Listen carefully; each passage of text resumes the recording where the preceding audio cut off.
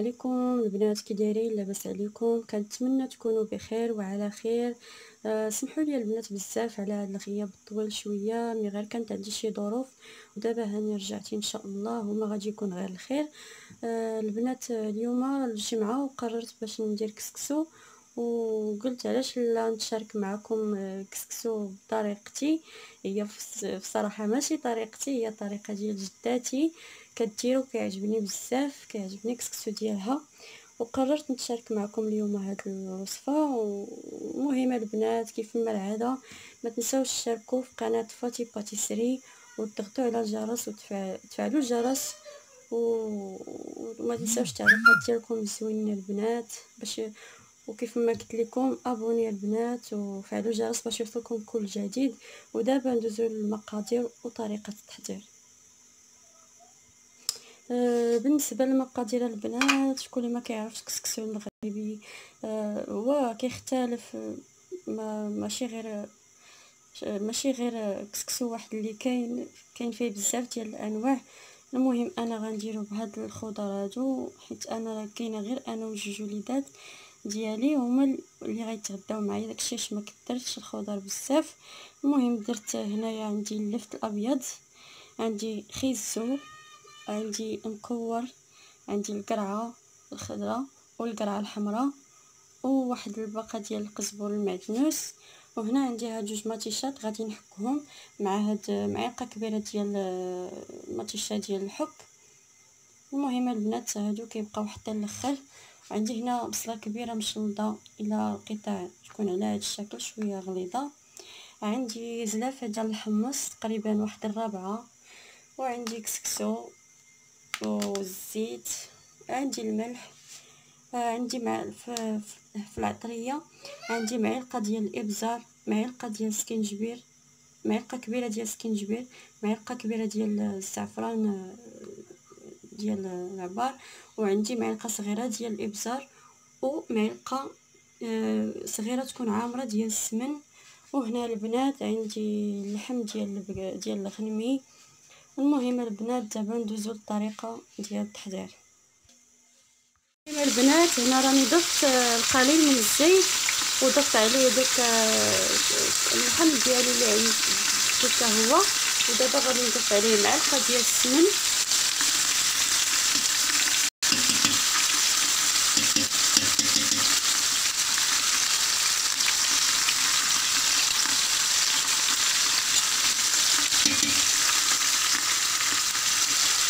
وغنحركو البنات شويه.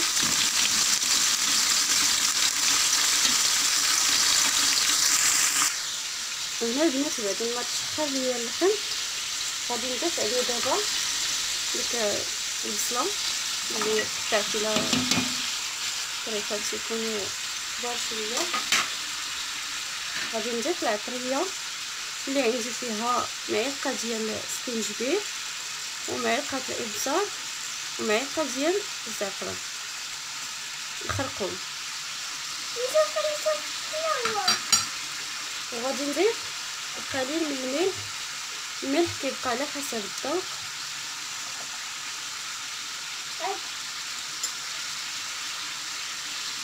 وغادي نضيف الحمص،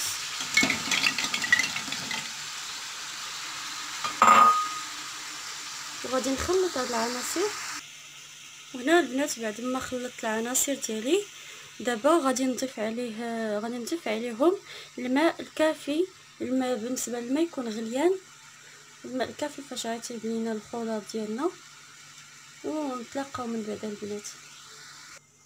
وهنا البنات بعد ما ضفت الماء الكافي اللي غادي يطيب ليا فيه الخضره، كنعتذر البنات حيت كنقطع الفيديو، ولكن حيت ما لقيتش اللي يشد معايا كنصور بوحدي.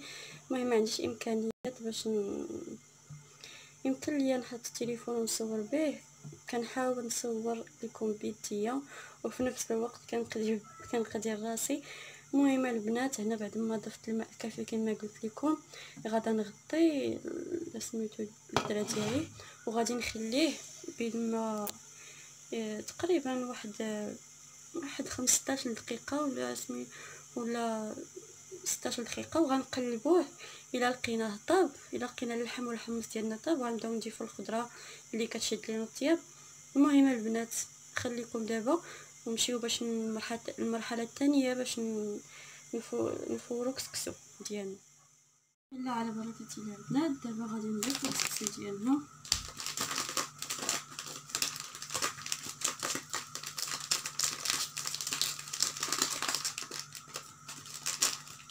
بالنسبه للكسكسو البنات نتوما اختيار كيبقى لكم اي كسكسو كتفضلوه. انا كندير هاد الموين، اي كسكسو كيصدق لكم كيجيكم وكيجيكم زوين ديروه. انا ديما كندير هذا حيت راجلي هذا هو اللي كيبغي يجيكم كسكسو غليظ بزاف. المهم البنات دابا غادي نضيف واحد 2 معالق تقريبا ديال الزيت نباتيه.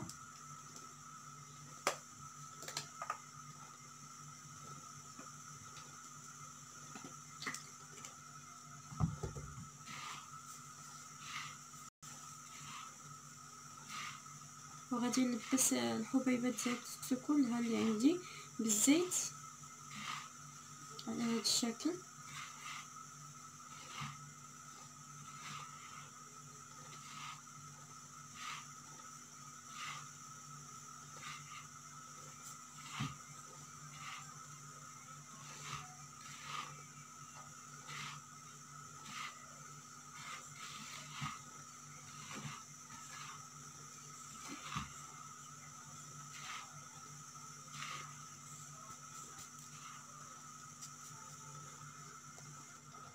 وهنا البنات بغيت نشارك معكم هذه الطريقه ديال القفال شكون اللي ما كيعرفهاش. الاغلبيه ديال انا نيت براسي كنت كندير واحد الطريقه اخرى، كنقطع الميكا بلاستيكه كنقطعها وكنبقى ندابزه معاها باش تلصق ليا في القدره.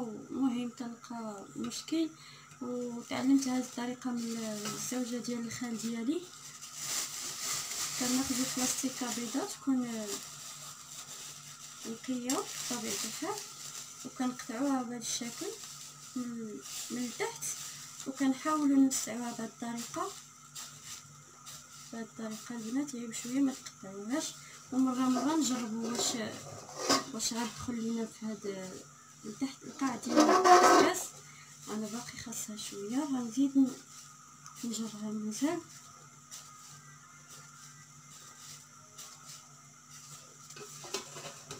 هانتوما كما كتشوفوا البنات هي راه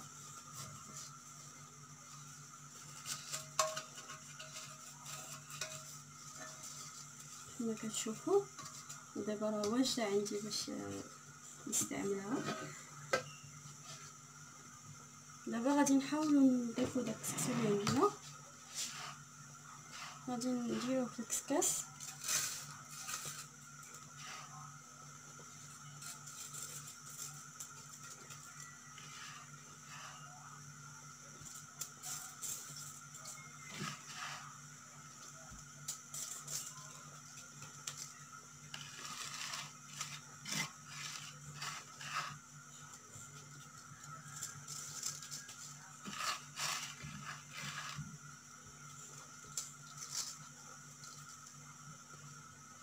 هنا البنات بعد ما درت الكسكسو ديالي في الكسكاس غادي دابا تنعل على البرمه وغادي نضيف الكسكاس فوق البرمه نخليه يطلع فيه الفرن.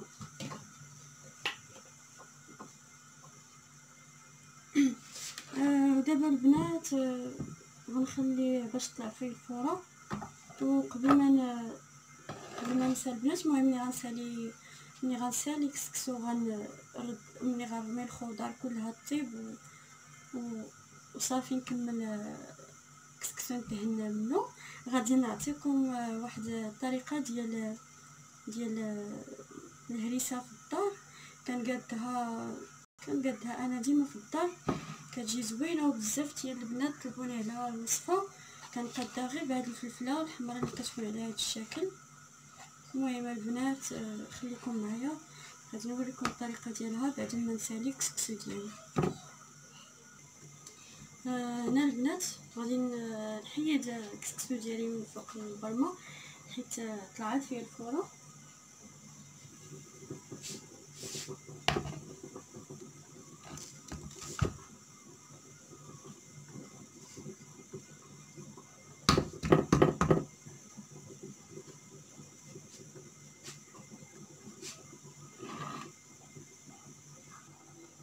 ودابا البنات غادي نشرب الكسكسو ديالي بالماء.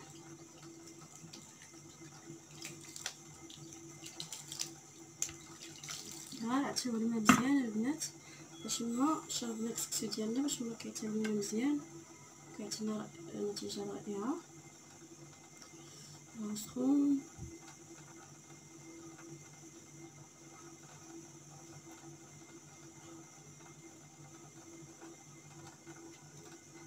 نزيد البنات الماء.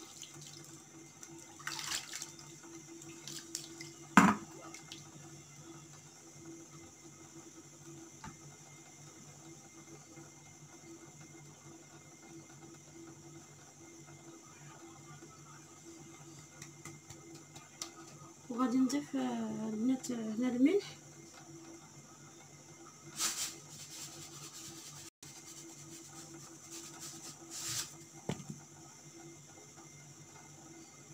في هاد الفوره الثانيه. غادي تضيفوا قليل من الملح ضروري في الكسكسو حتى هو كنملحوه شويه باش ما كيجيناش باسل.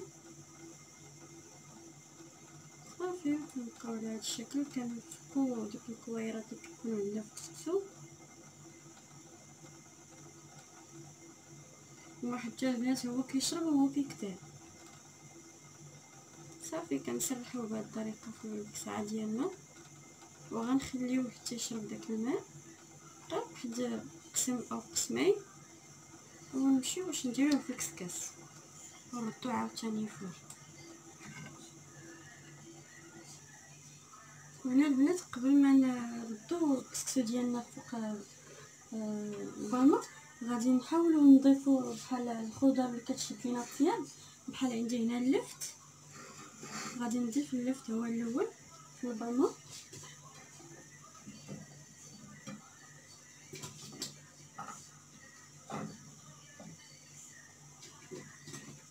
وغادي نضيف عليه خيزو حتى هو كيشد لينا الطياب شويه.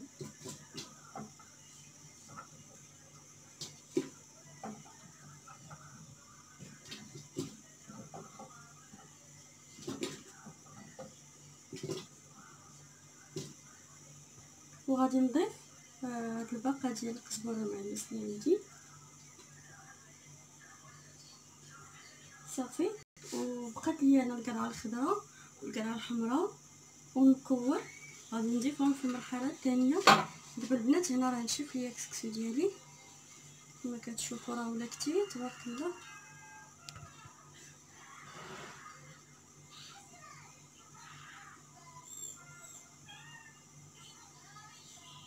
دابا غادي نضيفوه في الكسكاس.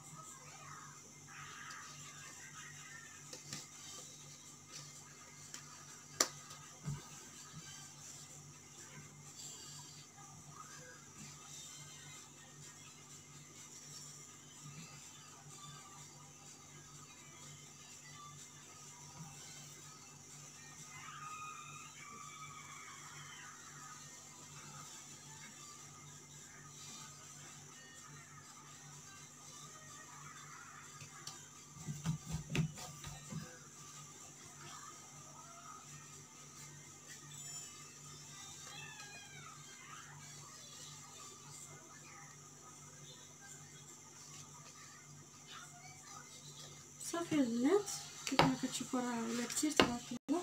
دابا غادي نردوه فوق القدره باش يغلى المره الثانيه طلع لينا فيه الفرن. دابا البنات بين ما طلع ليا الفوره الثانيه في الكسكسو غادي نحضر معكم هنا الهريسه اللي كنوجد كما قلت لكم في الدار. بالنسبه للمقادير ديال الهريسه عندي هذه الفلفله هذه كيف ما كتشوفوا كتكون على هذا الشكل وكتكون ضروري تكون حاره. المهم وكنغسلوها من قبل وكنسقطوها من الماء ونغسلوها مزيان. وعندي هنايا 2 دروس ديال الثوم وتقريبا 3 ديال الوريقات ديال سيدنا موسى. وعندي كاس ديال الماء، هذه في المرحله الاولى كاس ديال الماء مع 3 الوريقات سيدنا موسى 2 دروس ديال الثوم والفلفله. وفي المرحله الثانيه ان شاء الله غادي نحتاجو كاس صغير ديال زيت العود او نصف كاس كبير. وعندي الملح حسب الذوق. ودابا البنات الطريقه كناخذوا طنجره ديال الضغط الكوكوط وكنديروا فيها هاد الزود ديال الفلفله اللي عندنا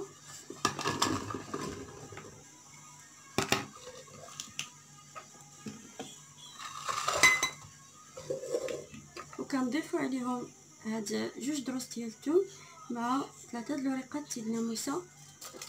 بالنسبه للفلفله البنات على حسب، انا عندي هنا تقريبا ما كملش نص كيلو، كنت خديت نص كيلو بالحق بقيت كنهز منها. المهم البنات نتوما ديروا القياس اللي بغيتو. وعندي كاس ما عامرش ديال الماء تقريبا فيه نص بشوي كنضيفوا على هاد الفلفله صافي وكنسدو عليها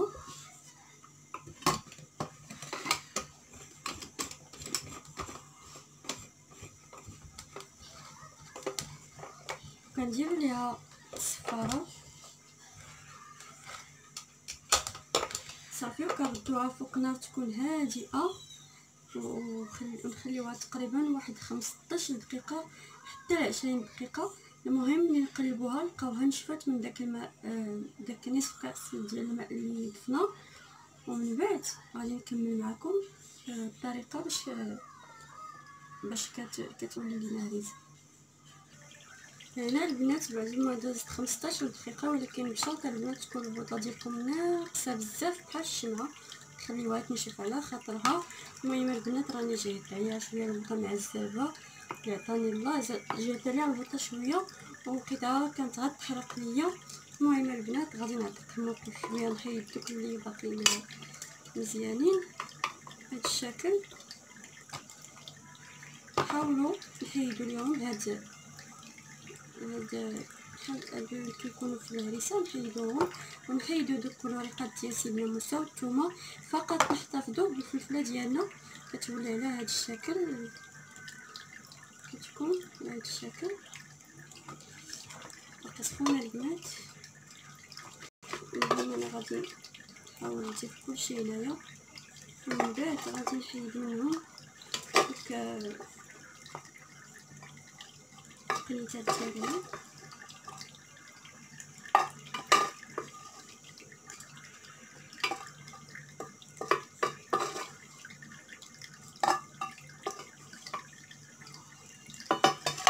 صافي البنات كيف ما كتشوفوا كيف ما قلت لكم كاين شي وحدين تحرقوا ليا غادي نحيدهم. المهم غادي نبدا نقي دابا.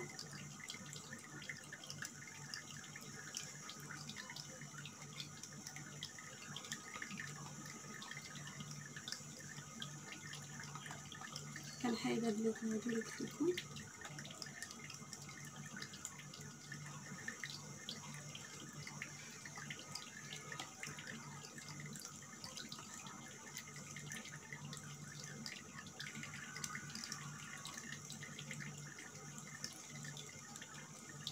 دوك الطريسات ديال الثومه حتى هما كنحيدوهم، فقط غير كطيب فيها هي وديك ورق سيدنا موسى.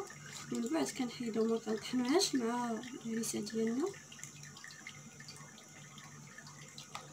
حيت هاد الطريقه ديال الهريسه فيها 3 ديال المراحل. المرحله الاولى اللي هي هادي، والمرحله الاولى اللي شفتوا معايا اللي درت وديتها في الطنجره ديال الضغط حتى نشفات من الماء. والمرحله الثانيه هي فاش غنطحنوها مع كاس ديال الزيتون اللي قلت لكم. ممكن البنات ما تضيفوش ديك الكميه كلها ديال الزيت اللي وريتكم، ممكن تضيفوا غير القياس اللي بغيتو باش غطحنوا. انا غير كتعجبني تكون فيها الزيت، تكون كثيره فيها الزيت شويه. المهم البنات انا نقيتها كلها من ديك اللي فيها. ودابا غادي نضيفها في الكاس ديال العصير اللي كنطحنوا فيه، وغادي نضيف عليها القليل من الملح على حسب الذوق. حاولوا ما تكثروش وصافي، حيت الهريسه اصلا الفلفله كتكون عندنا شويه مالحه. وكنضيفوا كاس ديال زيت الزيتون، ممكن اقل ممكن اكثر. صافي وكنبداو نطحنوا هاد العناصر مع بعض.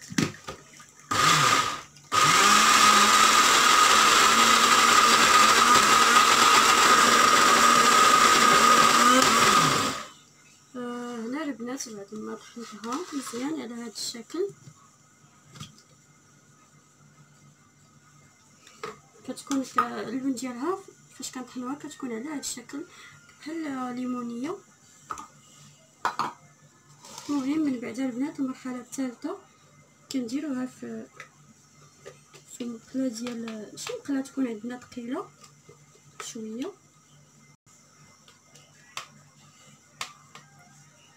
كتعطينا كميه كثيره البنات، ممكن تحتفظوا بها في المجمد. نقول لكم الطريقه الا بغيتو تحتفظوا بها، الطريقه اللي كندير انا غنوريها لكم بلساني.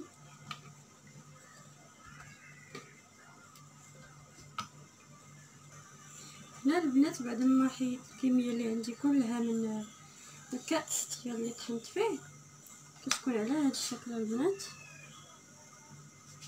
ودابا المرحله الثالثه هي غنديرها فوق البوطه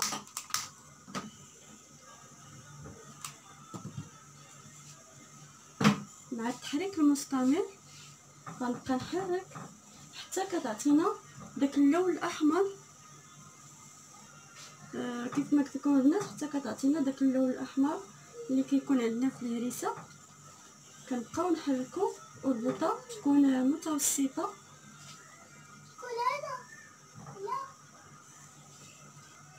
ومع التحريك البنات راه كتبقى تطلق لينا ديك الزيت، كتبقى تطلق لينا الزيت ديالها. المهم البنات كيف ما قلت لكم استمروا في التحريك ما تسكاوش حتى كتشوفوها بدات كتطلق الزيت وبدات كتعطينا واحد اللون اخر اللي هو اللون الاحمر ديال الهريسه. غادي يتبدل اللون ديالها.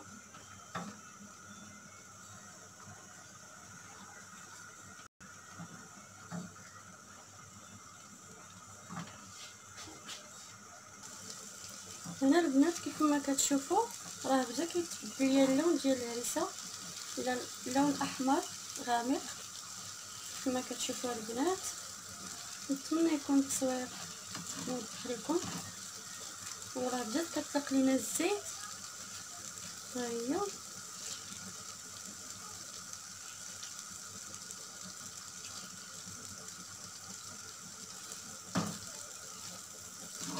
انا البنات غنستمر بنفس الكيفيه.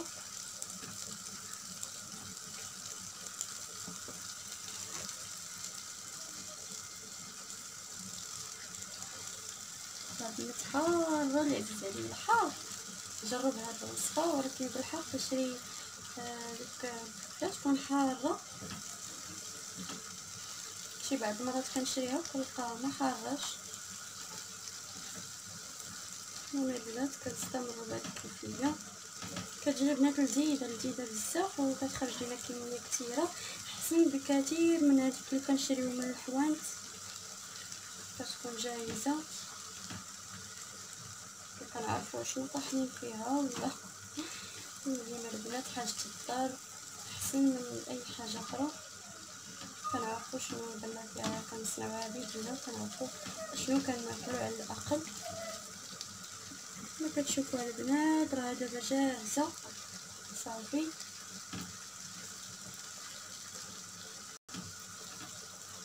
كتجي فيها ديك النسمه ديال ورق سيدنا موسى والثومه، كتجي لذيذه البنات بزاف. نتوما كما كتشوفوا كتعطيني ديك الزويته. ملي نديروها فشي قرعه ديال الزاج كتستالينا ديك الزيت الفوق. ممكن نستعملوها في شي وصفات بحال الحوت بحال المهم اللي كيحب الهريسه راه كيديرها في اي وصفه. مني انا نفس عزيزت عليا كندخلها تقريبا في بزاف ديال الوصفات.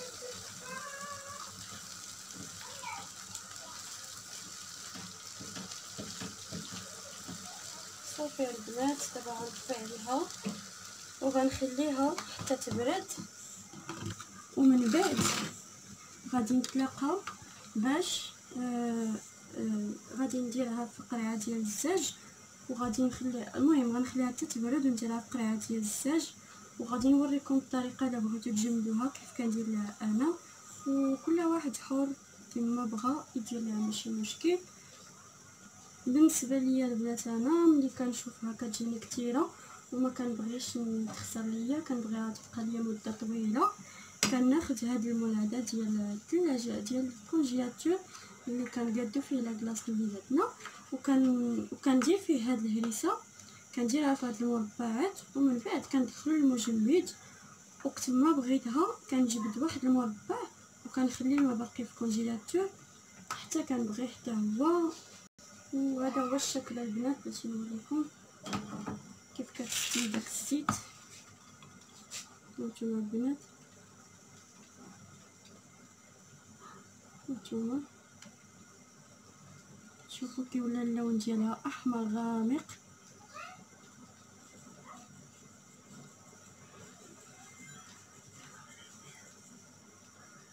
صافي البنات دابا غنتسنى عليها كيف ما قلت لكم حتى تبرد، وغادي ندوزو باش نديروها في قرعه الزاج، والما باقي غادي نديروه في كونجيلاتور باش يبقى لنا مزيان.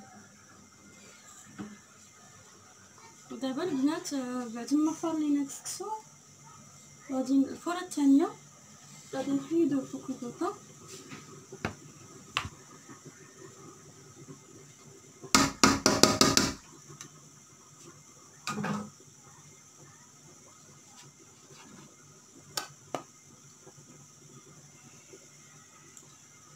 نخليوه يبرد لينا واحد شويه حيت ما نقدروش نمشيو في يدينا وهو سخون. ودابا البنات غادي نضيف الخضر اللي باقيه عندي،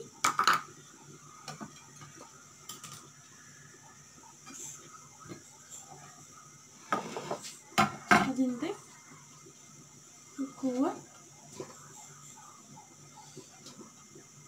وغادي نضيف القرعه الخضراء كتكون على هذا الشكل.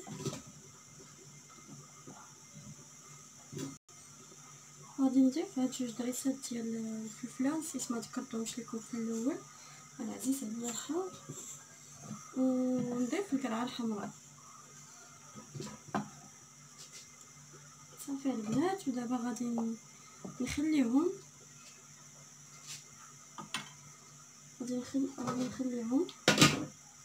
نجي باش نشغل الكسكسو ديالي للمره الثانيه.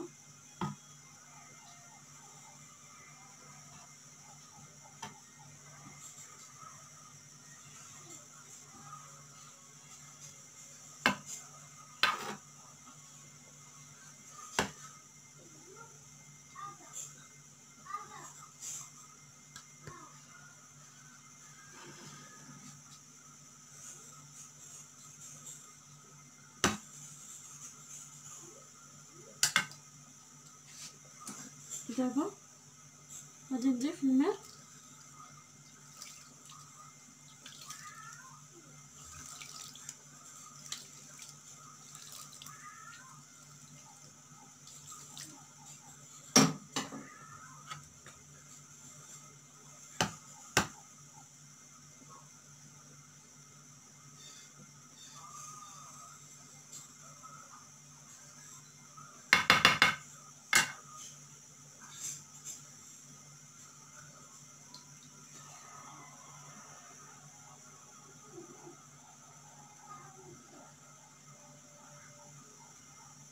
سخونه البنات.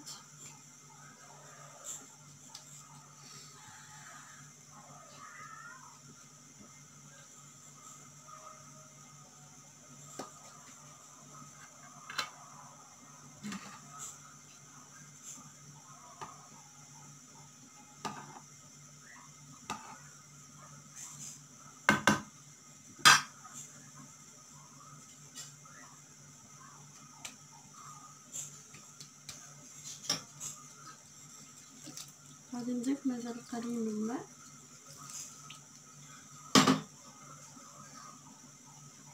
بالنسبه للماء البنات باش كنشرب غير الماء بارد من الصنبور عادي.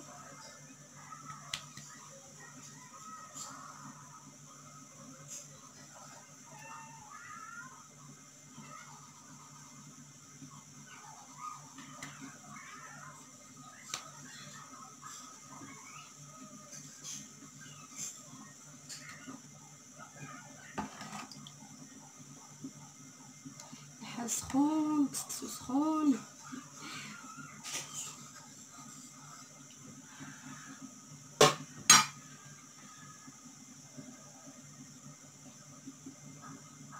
صافي البنات غادي نخليوه، غنسرحوه بهاد الطريقه ونخليوه تاني ينشف باش نردوه يفور الفوره الثالثه والاخيره.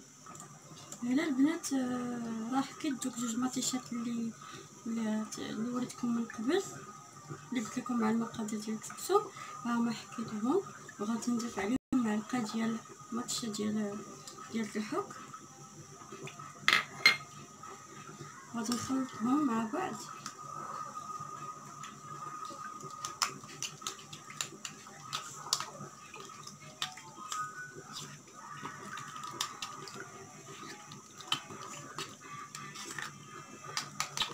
وغادي نضيفها على الخضره ديالي.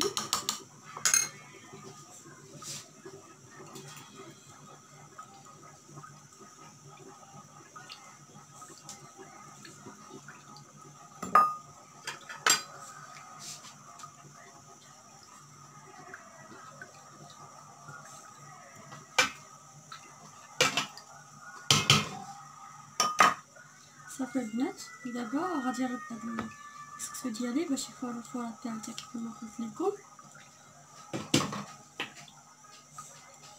وهنا البنات غنكون كملت الكسكسو ديالي. دابا هذه الفوره الاخرى اللي هي الثالثه، وغادي نخليها تفور بين ما طيب ليا الخضره اللي ضفت في الاخير، ونتلاقاو باش نشوفوا البنات الشكل النهائي ديال الكسكسو. وهنا البنات هذا هو الشكل ديال الكسكسو ديالي بعد ما طاف. كيجي على هذا الشكل بعلك البنات وزوين وبنين بزاف بزاف. كنتمنى تجربوها البنات. كنرافقوا مع اللبن كيجي معاه زوين. وهذه البنات هي الهريسه اللي قلت لكم راني درتها في هذا المول ديال الكونجيلاتور باش تبقى محافظه ليا على الشكل ديالها. وهنايا البنات داكشي اللي بقى ليا راه درتو في هادي. هانتوما شوفوا الشكل ديالها كيفاش كتكون البنات. شوفوا الزيت اللي كطلق لينا البنات، ها هي داك الكاس ديال الزيت اللي كنضيفو. هانتوما البنات كما كتشوفوا اللون ديالها كيتحول كيولي احمر غامق. كتجي حتى هي حاره وزوينه ولذيذه. وهذا هو الشكل النهائي البنات. كنتمنى الوصفه ديال اليوم تنال الاعجاب ديالكم، وما تنساوش تشاركوا في القناه وديروا ابوني وتفعلوا الجرس باش يوصلكم كل جديد. ودابا نخليكم الى حلقه قادمه ان شاء الله.